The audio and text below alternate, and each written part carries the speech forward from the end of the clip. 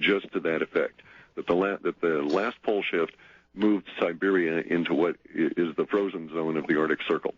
Everybody has to understand that the reason that the poles are cold has nothing to do with the angle of sunlight. That is taught in schools, and it's entirely false.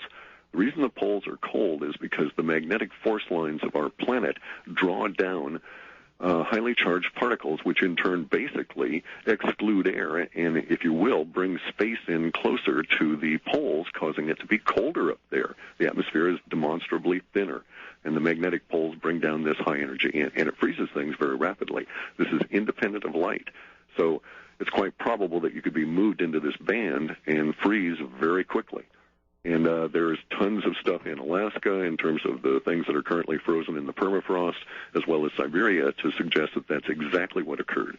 Was that 11,802 years ago, the rotation moved Siberia into what is now its current position. But prior to that, it was down, if you want to think about it that way, in the latitudes of where Japan is, and was much more tropical. Oh, my gosh. So we're basically looking at what, a major shift in the face of the Earth, humanity will essentially be destroyed, maybe a 90% death curve? I mean, do you have any projections on this? 98% appears to be. 98%. Yeah. Yes, that includes the winds that could go up to 800 miles an hour in total. No. See, there we have some issues. There are certain physical limitations that have not in the past pole shifts ever been exceeded. If you got winds of that speed, the atmosphere would heat to the level where we were looking at 2,000 degrees atmospheric temperatures, and the oceans would boil. This would cause all life to cease, and that does not appear to have been the case. So we do have some indications. For instance, the last pole shift ground up all these bones of all the of whales and cows, all kinds of creatures, of all humans, just anything it could find, and took them 800 feet up into some of these fjords in Norway and those areas. So we know, for instance, that was the height at which the maximum level of deposit was occurring from the wave. So we can actually postulate that the wave was probably not much more than a kilometer high. So we can make some assumptions. And those assumptions really don't go to the idea of life-scrubbing 800-mile-an-hour winds, although we may well face wind structures that are probably 200 to maybe 300 miles per hour coming close to the surface. There's all kinds of issues there with the other things that are going on at the time that have a tendency to disrupt the atmosphere, such as the potential for a sinking continent, more land rising, disruption through mountains, and this sort of thing. But still, not a good time. Which brings me about the archaeologist assassinations and the secrets revealed that the antiquities found that would just totally change the written human history that we have. Would you talk about that a little bit? Sure, and actually that kind of blends into the alien wars thing. Those come in within our area of the officially denied, and things that are unknown. When I started this work back in '97, I wasn't smart enough to create a bin where we could just put stuff that's unknown or officially denied. I was rather naive and just went about assuming that the world was as had been portrayed.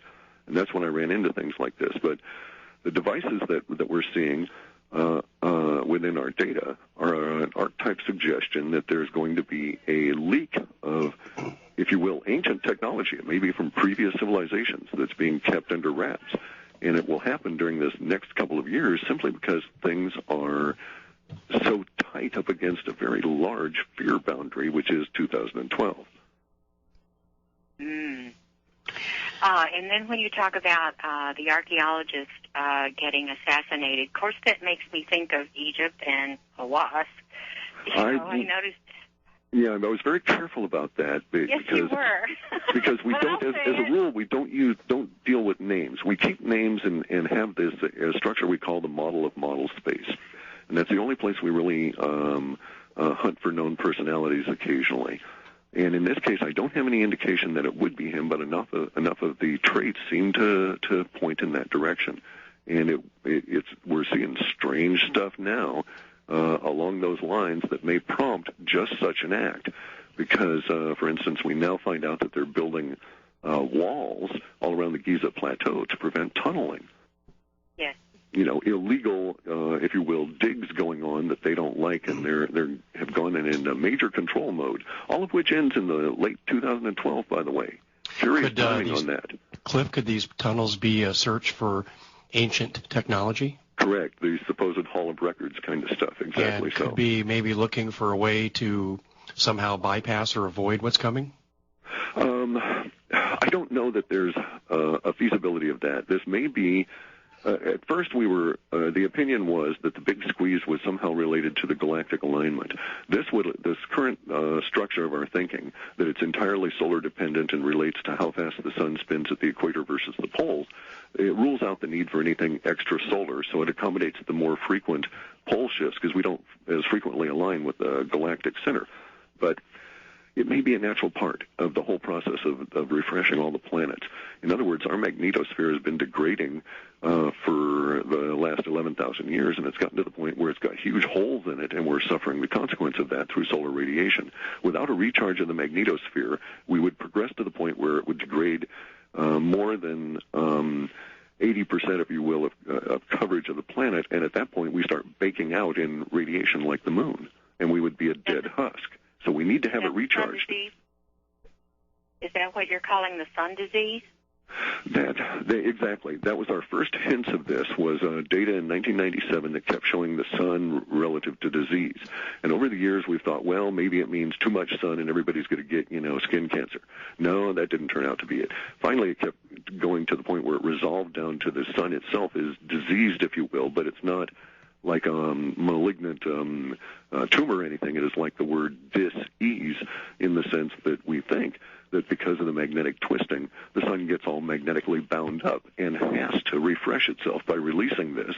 And at that point, the huge magnetic bubble that hits us not only flips our poles over and causes all kinds of other disruption, but at that point does positive things like massively recharging the magnetosphere. Which, curiously, if you wanted to really get out into speculation and woo-woo land, what if our magnetic forces that affect the planet suddenly jumped 5, 6, 7,000% or greater? We could then postulate that some of these seemingly inert rocks that are extremely iron-laden could be subjected to magnetic forces for moving them, and all of a sudden building things like the pyramids becomes less of a hassle. Because, we cannot duplicate those today. Yes. And there's huge slabs, for instance. One that currently underlies all of the Temple Mount turns out to be a giant monolith created who knows how many 100,000 years ago and moved into that position. And we couldn't duplicate it. We don't even have cranes that could lift the 1,000-ton arch that is standing up in Uruguay, I think it is. Does the WebBot tell us anything about the powers that be and how they're going to try to survive this calamity? Yeah, it looks like they're going to try underground. We have repeated sources within the powers that be that have gone to a huge ratcheting up of their fear levels on all different levels about all different kinds of things. But in the end, it's all backstopped by their impression that time is short. And it's difficult for me to convey what this is in terms of how we see it. But from our viewpoint, the populace of the USA entity, for instance, has a long-term view in it. People are talking about things at an archetype level that we pick up that go out 10 generations. They're making plans that, even though we don't really think about ourselves as long-term planners, indeed have archetype language that goes way out. And we don't find that anymore with the powers that be. The Minion class still has a quasi-way-out view that goes out, say, 2021, something like that. But the powers that be at the upper echelon level appear to have a fear backstop that runs right into 2013 and doesn't go much further. So there is an end coming to the powers that be. Well, they fear. I think so, but that's a conclusion, not that's not necessarily justified by the reports at the moment. The data sources would seem to suggest that the powers that be themselves run into some serious trouble over these next 2 years because the chaos gets out of hand in a sense, and a lot of problems then roll back on them. Whether or not they survive as a group into 2013 is not anything I would care to really wager money on at this stage. I think that it may get to the point where if the revolution happens as we think, planet-wide, then there may be basically a powers that be hunt in 2011 that might be reminiscent of something like, might be seen in the Bolshevik Revolution. We might see hundreds of thousands of people killed just because of their association with these individuals. So doesn't necessarily mean that the web bot by bankers assassinated. I'm sorry? This is what you're talking about, Correct. the web bot by bankers assassinated? Yeah, and it'll be, if we're correct, we have extremes of language, so usually it's not as dire as it comes out in our data. But if we're correct, it will extend the minion classes that will be identified as by the mob, if you will, of the populace gone amok, as being associated with the people that caused them misery. So it won't just be the super rich; it'll be their PR flacks and the propagandists on TV had better watch out. Anybody that's well known won't survive too long outside their local environments once things start getting really hot. You also mentioned, go ahead, Annie. The coup d'etat that you talk about by the military SOCs, I thought that was very interesting. And that's a strong probability. We just don't have a distinct level where we can say it's 36% likely, because as with anything under those kind of conditions, chaos starts to rule and present more variables. But basically what we have is the situation where the powers that be are assuming their political minions will do as told and tell the military to corral the citizenry when it gets out of hand. And the citizenry will get out of hand because the powers that be will try and foist a global war on them, and it just won't fly. When that occurs, a schism is likely to occur within our military. The data would seem to suggest that, indeed, some of the military goes along with the powers that be, but that this is a somewhat limited section of the military, and it doesn't survive its clash with the other parts very long. And that as a result of which this, if you will, the middle ranks decide enough of this crud, and they take things into their own hands and form what we can basically think of as a colonel's junta with a different sort of a variation on it. Absolutely. Annie and I have talked a lot about that theme on the show. We don't believe the coming revolution will have a lot to do with the average citizen against its government. It'll be more military versus military. And that's what I'm hearing you say here. There's a lot of that, yes, indeed. The average citizenry is going to be facing enough issues on their own.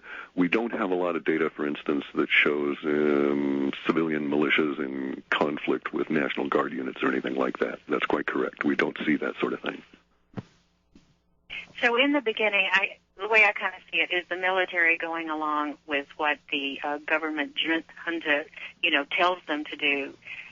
But at some point, I would think pretty early on, they're going to get wise. They're going to become aware and revolt on their own. Again. That's pretty much the way that it appears to us. And the revolt actually will